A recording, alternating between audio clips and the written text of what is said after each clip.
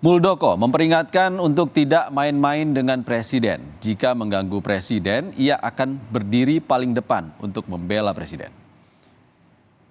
Mengingatkan, ya, tugas yang melekat di kepala staf presiden adalah menjaga kehormatan presiden. Jangan main-main itu.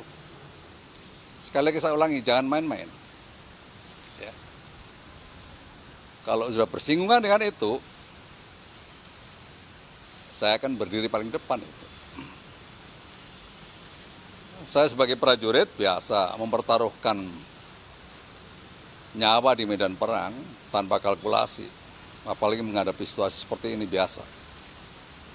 Jadi jangan coba-coba mengganggu presiden. Saya ingin tegaskan itu.